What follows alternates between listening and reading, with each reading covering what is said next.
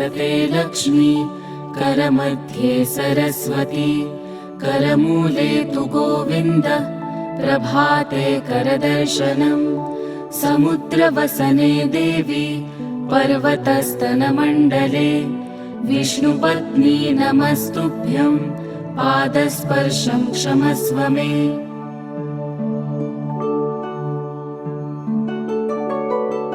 ब्रह्मा मुरारी, त्रिपुरान्तकारी, भानुः शशिभूमिसुतो बुधश्च, गुरुश्च शुक्रः शनिराहुकेतवः, कुर्वन्तु सर्वे मम सुप्रभातम्।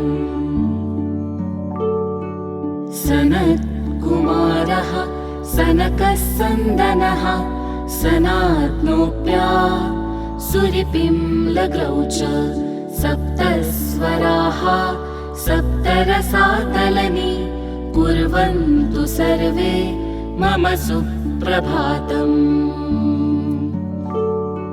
सप्तार्णवा सप्तकुलाचलाश्च, सप्तर्षयो द्विपवनानि सप्त, भूरादिकृत्वा भुवनानि सप्त, कुर्वन्तु सर्वे मम सुप्रभातम्।